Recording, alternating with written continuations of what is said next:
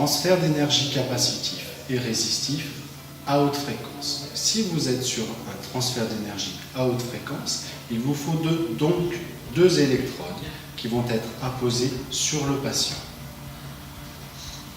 Classiquement, quand on travaille en TCAR thérapie, vous utilisez une électrode fixe, soit métallique comme celle-ci, soit une électrode adhésive comme celle-là.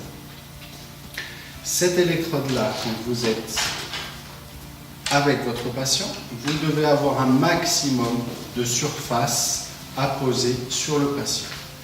Ici, je vais vous illustrer cette séance en travaillant sur l'ensemble du rachis de mon patient. Cette électrode métallique, je vais la mettre donc en abdominal sous mon patient. Précaution d'emploi, vérifiez qu'il n'y ait pas entre l'électrode et le patient un contact métallique supérieur, c'est-à-dire un piercing, un ceinturon, une agrafe de soutien-gorge, qui serait sensible car ça ferait un surappui et donc ça modifierait l'application de l'énergie au niveau de l'électrode. Premièrement. Et ensuite, vous utiliserez une électrode mobile qui sera soit capacitive, soit résistive. Quand on travaille sur ce principe-là, vous verrez ça en formation et vous pouvez déjà le voir dans le book qui vous a été livré avec l'appareil. C'est ce que l'on appelle la TCAR 1.0. TCAR 1.0, je travaille avec une électrode fixe, qui est une électrode de grande surface, et une électrode mobile. Cette électrode fixe, comme nous sommes sur un circuit électrique avec une action sinusoïdale et un courant électrique alternatif, vous avez donc une action électrique en regard aussi de cette électrode. Vu sa superficie, vous dispersez l'énergie. Donc, quand vous travaillez avec votre patient sur ce mode-là, le patient, c'est une précaution à avoir, ne doit pas ressentir de chaleur sous cette électrode-là. Par contre, vous allez utiliser dans votre main une électrode mobile qui, elle, est de plus faible surface, donc va concentrer l'énergie en regard de cette électrode-là. Avec cette électrode mobile, deux choix.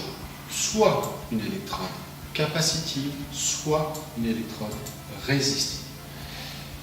L'ensemble des modules capacitifs sur l'écran se situe en haut de votre écran avec la touche 7 ou la touche DIP 7 en haut à droite de votre écran. Si je sélectionne le mode 7 capacitif, vous êtes à 500 kHz, c'est-à-dire que vous allez avoir une action très superficielle, à peu près 1 cm en regard de l'électrode. Car le mode capacitif, vous avez un isolant, c'est ce revêtement noir en regard de l'électrode.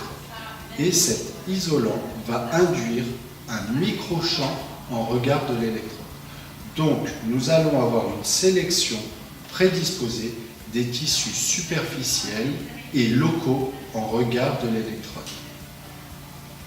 Prise en main. J'applique une petite noisette de crème conductrice en regard de l'électrode. J'étale la crème. Veillez à ne pas utiliser trop de crème avec ce mode capacitif pour avoir une action et une conduction du courant vraiment entre cette partie principale de l'électrode et les tissus du patient. Le surplus de crème va être étalé sur la zone que je souhaite travailler. Capacitif, action locale, action superficielle, microchamp induit. Donc, nous avons une action principale au niveau des tissus, ce que l'on appelle les tissus mous, c'est-à-dire les tissus vasculaires et les tissus étant peu chargés en collagène. Essayez d'avoir une prise en main large afin que le patient ressente uniquement les bienfaits d'un massage et n'ait pas la sensation d'avoir le contact de l'électrode. Ce sera beaucoup plus confortable pour vous. Résumons.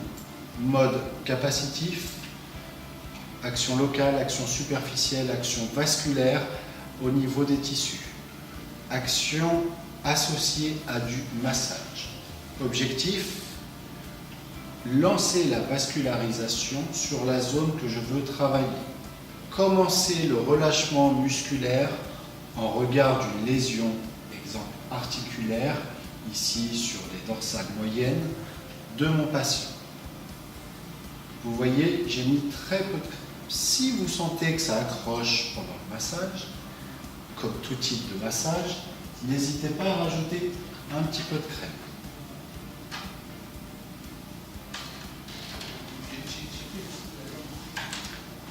Dès lors, il y a une question importante à avoir avec votre patient.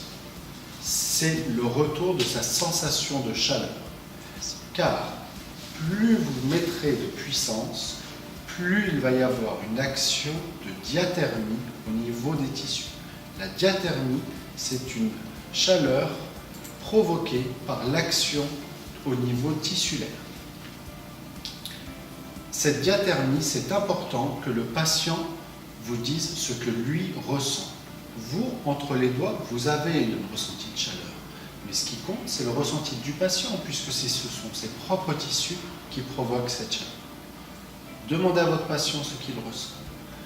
Simplement, s'il ne ressent pas de chaleur, vous êtes sur de l'athermie, c'est-à-dire que vous avez uniquement l'effet cellulaire précité.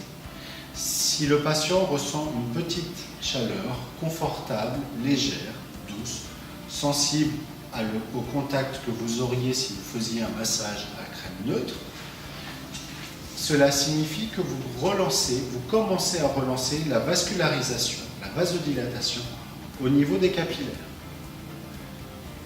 Enfin, si vous rajoutez plus de puissance, vous aurez plus d'action tissulaire et donc le patient va ressentir une diathermie plus importante. C'est ce qu'on appelle une diathermie forte, une diathermie importante. On pourrait comparer ça dans un premier temps à une sensation de massage sous huile chaude, sous pierre chaude. C'est une sensation très agréable pour le patient et vous pourriez masser comme ceci pendant des heures. Résultat, une vascularisation augmentée au niveau des troncs principaux, au niveau des troncs vasculaires. Enfin, dernier stade que vous pourrez lire dans les protocoles, c'est l'hyperthermie, c'est-à-dire que j'augmente la puissance et le patient, au bout d'une dizaine de secondes, va sentir une sensation de chaleur trop importante et vous demandera de retirer l'électrode.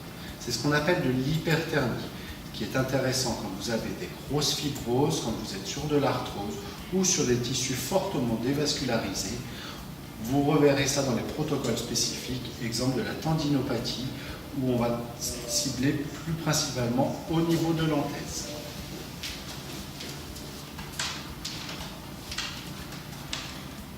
Ces différents stades de ressenti de chaleur du patient, du ressenti du diathermie, vous les avez sur le mode capacitif, mais exactement le même retour du patient sur les autres modes, capacitif, deep capacitif, résistif. Je suis en capacitif. Si je sélectionne juste à droite l'autre touche qui est deep capacitif, visualisez deep 7 sur votre écran. Ce deep capacitif, vous avez exactement le même principe capacitif que je viens de vous expliquer, simplement vous êtes sur une fréquence plus basse, exactement à 300 kHz. Qui dit fréquence plus basse, dit longueur d'onde plus importante au niveau du microchamp, et donc vous allez avoir, vous l'avez déjà compris, une action plus profonde au niveau des tissus, toujours ces tissus mous, toujours ces tissus vasculaires. Vous serez de l'ordre de 4 cm d'atteinte des tissus. Toujours ce bip. Le patient, dans un premier temps, ressent une chaleur beaucoup plus douce, beaucoup plus haute qu'en capacitif, car vous avez une action plus profonde au niveau des tissus. Donc vous êtes moins sur une action des récepteurs cutanés. Si vous restez fixe, au bout de 3-4 secondes, c'est comme si vous aviez un système de sélection des tissus de la profondeur vers la superficie. Et le patient va finir par ressentir la chaleur. C'est un mode très intéressant. Vous le verrez bien plus tard, mais vous allez vite pouvoir faire vos propres protocoles dès que vous êtes sur des tissus vasculaires plus profonds, type pyramidal, psoas, et quand vous allez faire vos protocoles sur l'ensemble du travail viscéral. Petite astuce, lorsque vous êtes dans votre massage et que vous voulez toucher différents types de tissus, différentes profondeurs de tissus, et que vous ne savez pas forcément où est la lésion, vous ne savez pas forcément à quel étage, quelles fibres exactement ont été touchées sur la contracture. Prenons l'exemple par exemple de trapèze massif comme chez mon patient, vous pouvez utiliser la touche dynamique. Si vous sélectionnez cette touche dynamique toutes les 4 secondes, automatiquement votre winback va alterner entre du set et du deep set.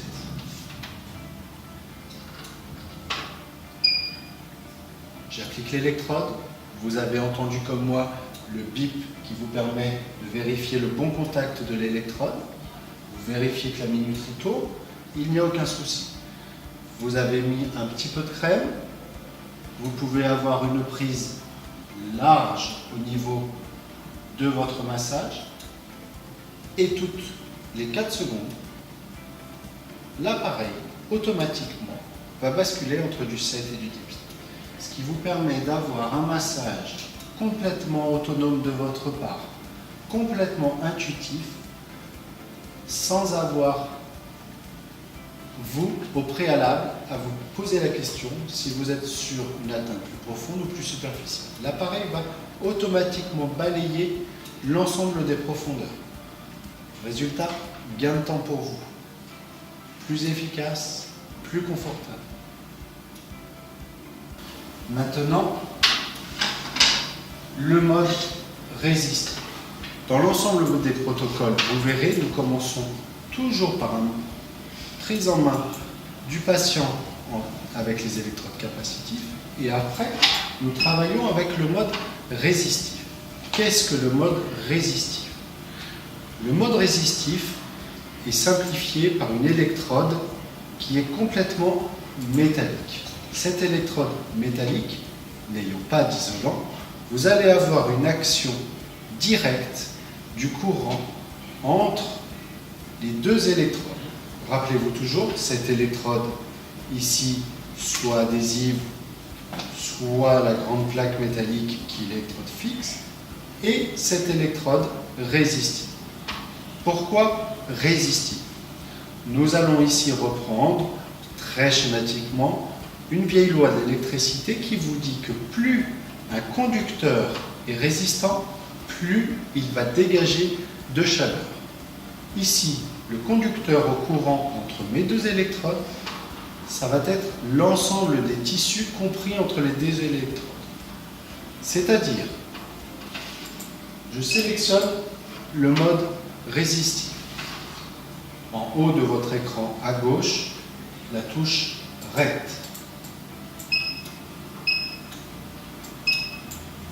Je me mets en RET. Je ne suis plus en dynamique. Je me mets à 30% de puissance. Je vous conseille au départ, quel que soit votre patient, quelle que soit la pathologie, de commencer à 30%.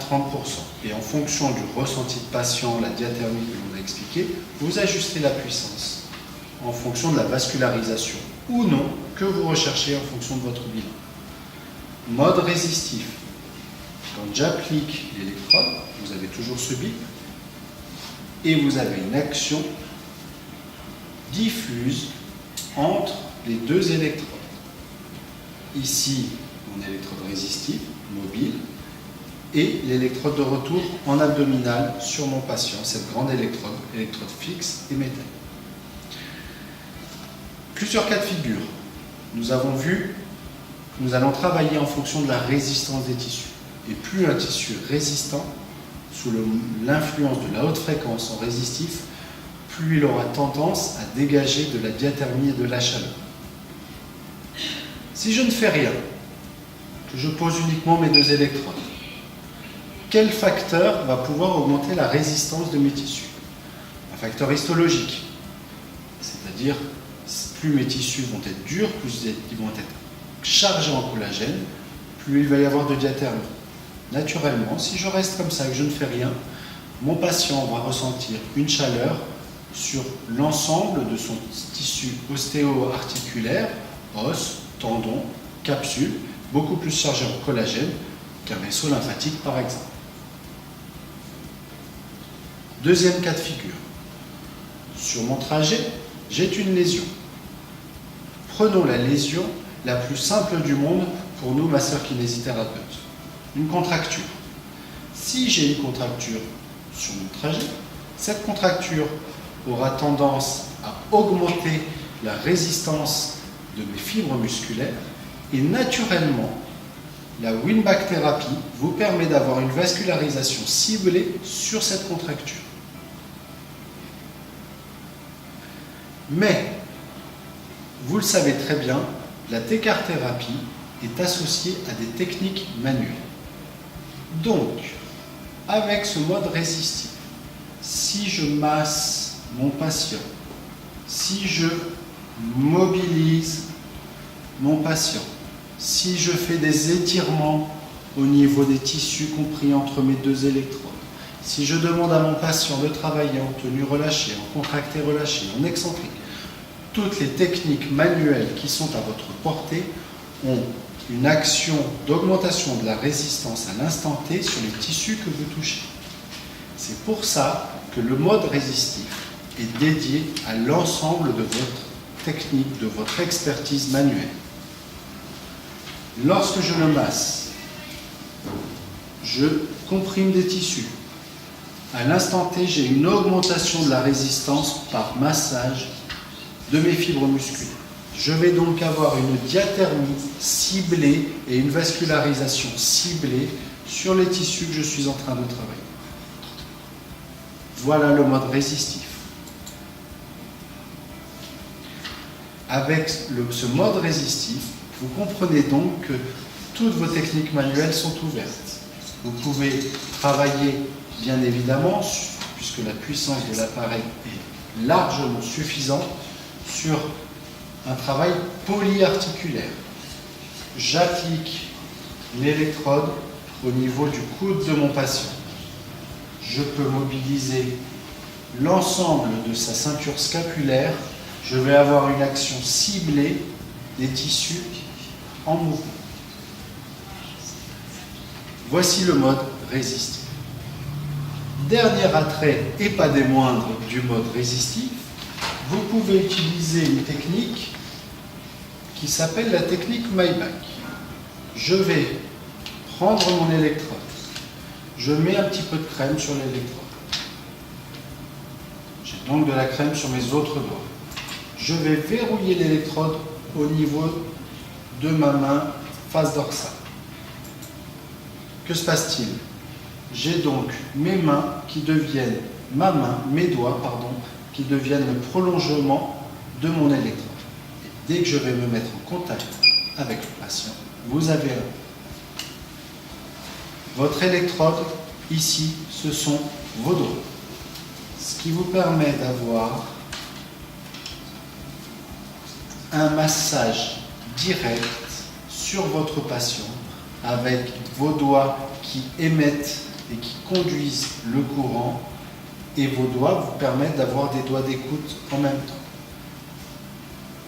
Cette technique Maybach est très intéressante si vous voulez travailler sur des trigger points, si vous voulez faire un MTP au niveau d'une tendinopathie, par exemple. Voici le mode T-CAR 1.0, capacitif, résistif. T-CAR 1.0, je travaille avec une électrode mobile et j'ai une électrode fixe.